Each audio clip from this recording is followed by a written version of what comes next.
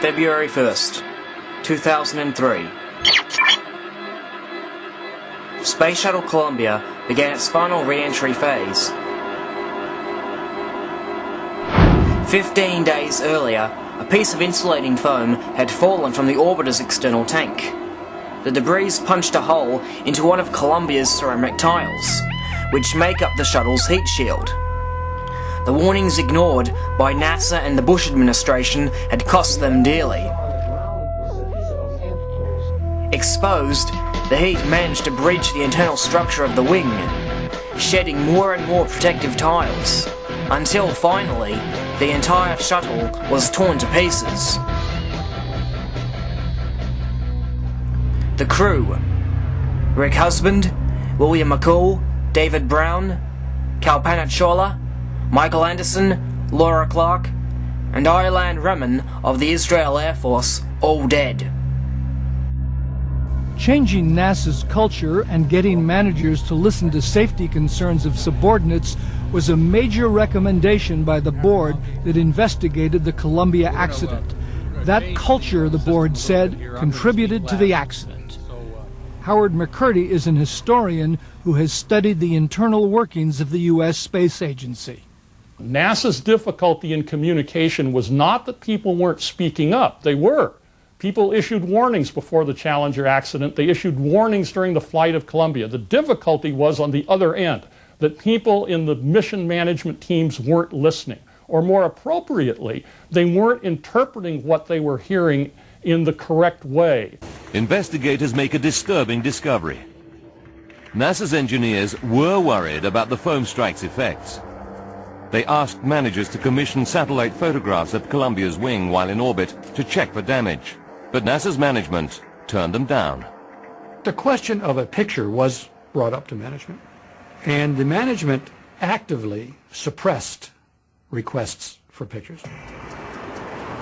They actually went on the aggressive to stamp out any thought of pictures. NASA should have known better. The endangerment to Columbia's tiles existed long before she even flew the shuttle program's maiden flight.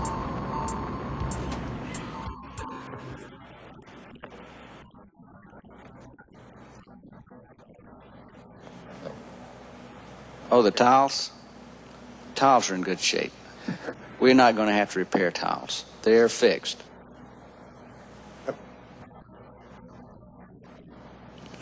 How serious is the tile problem?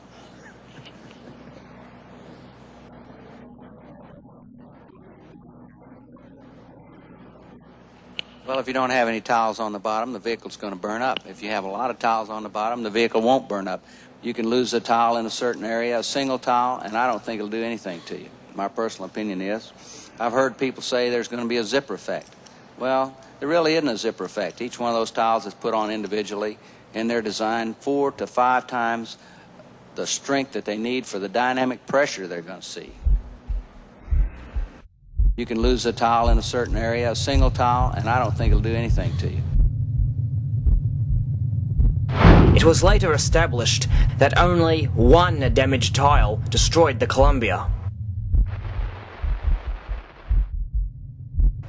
Subsequently, the Space Shuttle program was brought to a standstill. 8 months after this tragedy, a third player laid their cards on the table. October 15th, 2003. Shenzhou 5 ascended into orbit, reportedly carrying Yang Liwei, China's first man into space. Curiously, although the Chinese had previously announced the time of the launch and re-entry, they were not broadcast live. Nor were the historic telecasts from the capsule. In addition, foreign journalism of the event was prohibited. It was indeed a crushing blow to the United States that China could send men into orbit while American flights were grounded. January 14th, 2004. It had almost been a year since the Columbia disaster, and it was the first month of an election year. The polls were already looking bad for America's current president. His war on terror had found no weapons of mass destruction, no Al-Qaeda links to Saddam Hussein, and no Osama bin Laden. And thus far, hundreds of thousands of civilians had been bombed to death in both Afghanistan and Iraq. Got him. Good. Second one. Hit the other one. The daily carnage in Baghdad is not in dispute. Car bombs, beheadings, torturing people to death using electric drills and boiling water have become part of the day-to-day reality of life in the city. What is in doubt are the results of this violence. This new study puts the figures far in advance of any previous estimate. It suggests there have been 654,965 excess deaths, fatalities beyond the pre-invasion death rate. More than 600,000 were due to violence. The vast majority of those killed are male and between the ages of 15 and 44. Put another way, the survey says an additional 1 in 40 people have died, above what would have occurred had there not been a conflict. According to the United Nations, Iraq is more deadly than ever. 6,500 civilians were killed during July and August, more than 100 deaths a day. The UN report says many of the bodies showed signs of severe torture, including acid-induced injuries and burns caused by chemical substances, missing skin, broken bones, missing eyes, missing teeth, and wounds caused by power drills or nails. In the sermon, Reverend George Regas said war is the most extreme form of terrorism.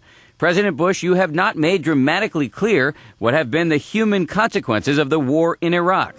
Who polled 1,900 Iraqi households in 47 randomly selected locations. They say the methodology is commonly used in the health field.